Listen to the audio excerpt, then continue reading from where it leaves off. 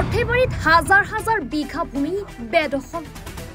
৪৫৯০ বিঘা ভূমি সন্দেহজনক লোকৰ দখলত শালমৰা বিল কলদী পথাৰ আৰু নকুহি ৰিজাৰ্ভত বসতি বৰপেটা জিলাৰ সৰ্থেবাৰীত হাজাৰ হাজাৰ বিঘা চৰকাৰী ৰিজাৰ্ভত পূৰ্ববংগীয় লোকে বেদখল কৰি ঘৰ সাজি বাস কৰি আছে বেদখলকাৰীৰ দপদপনিত অস্তিত্বহীন হৈ পৰিছে ঐতিহাসিক কাপলা বিলৰ গাতে লাগি থকা শালমৰা বিল কলদী পথাৰ আৰু নকুচি ৰিজাৰ্ভ আজি কিছু বছৰৰ পৰাই সৰ্থেবাৰী ৰাজহ চক্ৰৰ অন্তৰ্গত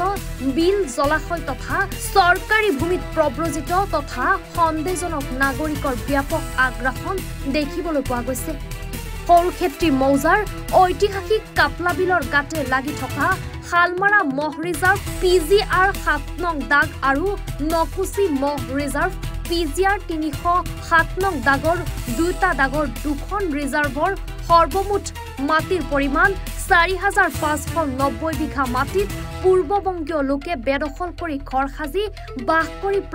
প্ৰকাণ্ড পুখুৰী দি হাজাৰ হাজাৰ বিঘা ভূমি অবৈধভাৱে দখল কৰি আছে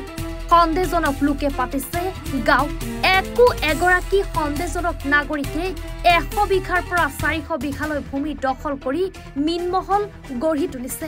এই মিনমহলৰ পৰাই এইসকল সন্দেহজনক নাগৰিকে বছৰি ৮০ লাখৰ পৰা ১ কোটি টকালৈ উপাৰ্জন কৰি ৰাজত্ব চলাই আছে এতিয়া এইসকল লোকৰ চকু পৰিছে ঐতিহাসিক কাপলা বিলত চোৰ ডকাইতৰ খাটিত পৰিণত হৈছে ৩০৭ নং দাগৰ শালমৰা ৰিজাৰ্ভ এইসকল বেদখলকাৰীক বিধায়ক জাকিৰ হুছেইন সিকদাৰে উৎসাহিত কৰাৰ অভিযোগ উত্থাপন হৈছে স্থানীয় লোকে বিল জলাশয়ৰ ভূমি পুনৰুদ্ধাৰ কৰাৰ দাবী উত্থাপন কৰিছে বেদখলকৃত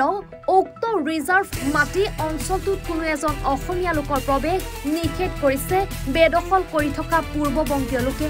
বৰ্তমান ৰিজাৰ্ভ মাটি দখলত সৰ্থেবাৰী বেলবাৰী কাপলা বৰকাপলা আৰু ব্যাকুচি অঞ্চলৰ ৰাইজে কোনো পথে প্ৰৱেশ কৰিব নোৱাৰা পৰিৱেশৰ সৃষ্টি হৈছে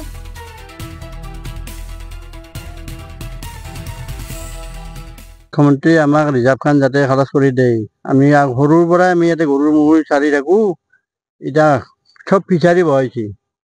ফিচাৰী বহাই ঘৰ বান্ধি পেলাই এতিয়া আমাক একদম বন্ধ কৰি দিছে চব গৰু এটা উঠাই নৰে হাঁহত দেখি যাবাই নৰে তাহোন চুৰ কৰি খায় কি মানুহ এইবিলাকে চব মিয়া মানুহ চব মাটি বহুত মাছি ৰিজাৰ্ভ খান বন্ধ গোটেই একেবাৰে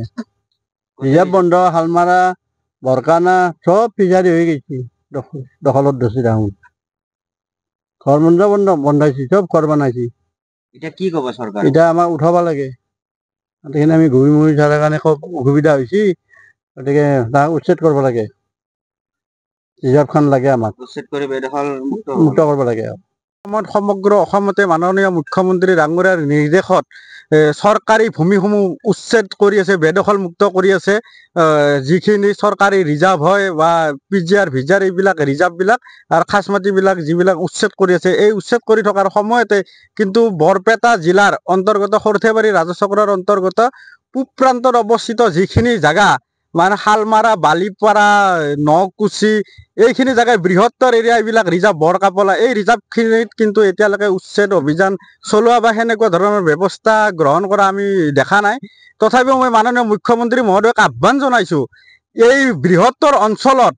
হাজাৰ হাজাৰ বিঘা চৰকাৰী ভূমি আছে আৰু গোটেই সোপা ইয়াত মহ ৰিজাৰ্ভ গো ৰিজাৰ্ভ এই মহ ৰিজাৰ্ভ গো ৰিজাৰ্ভসমূহ এতিয়া কিন্তু বৃহৎ আকাৰৰ পুখুৰীলৈ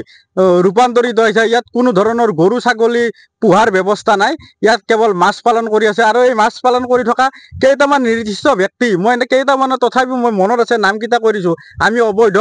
মুছলমান বাংলাদেশী বুলি ক'বলৈ নাযাওঁ মই একদম জনা শুনা যিকেইটা মানুহ এলৱাৰ ৰহমান জানিয়াৰ এলহাম তাৰপিছত ফুলচান নাল এইবিলাক এনেকুৱা ধৰণৰ মানুহ এই মানুহখিনিৰ লগতে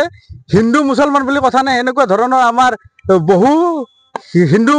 মানুহো ইয়াত জড়িত হৈ আছে কিন্তু এই গোটেইখিনি আমি হিন্দু মুছলমান বুলি কথা নাই যিসকল বেদখলকাৰী এই বেদখলকাৰী হয় আমি মাননীয় মুখ্যমন্ত্ৰীক পুনৰ আহ্বান জনাইছোঁ এই সমূহ ৰিজাৰ্ভ যাতে বেদখল মুক্ত কৰি আমাৰ ওচৰে পাজৰে 10-12খন গাঁৱৰ যিবিলাক পশুপালক আছে গোপালক আছে এই পশুপালন কৰি জীৱিকা নিৰ্বাহ কৰি আছে সেইসকল পশুপালকক যাতে গৰু চৰণীয়া পথাৰখিনি মুক্ত কৰি যাতে পশু চৰাই জীৱিকা নিৰ্বাহ কৰিবলৈ ব্যৱস্থা কৰি দিয়ে এইটোৱে মাননীয় মুখ্যমন্ত্ৰী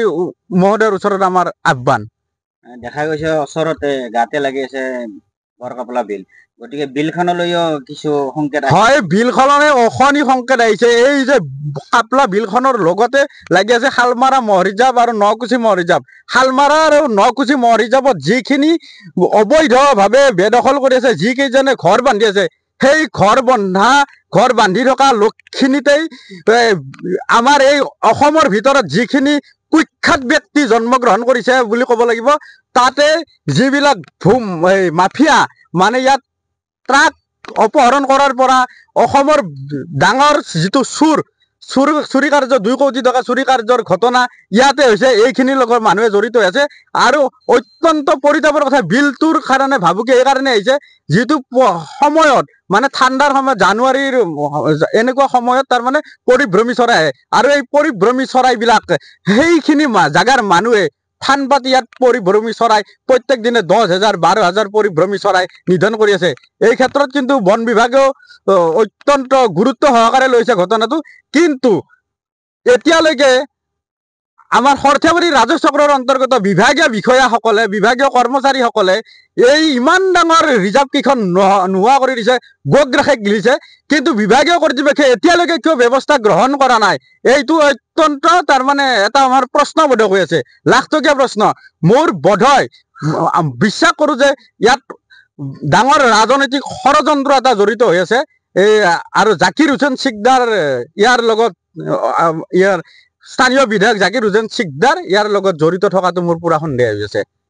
কিমান বছৰ ধৰি বেদখল হৈ আছে? ইয়াত 2000 চনৰ পৰা 24-25 বছৰ ধৰি বেদখলৰ আগ্ৰাসন চলি আছে। 2006 চনত আমাৰ গাঁৱৰ কাপলাগৰ লগতে বৃহত্তৰ অঞ্চলৰ মানুহে প্ৰটেষ্ট কৰিছিলে, কিন্তু তাৰে ভিতৰত ইয়াত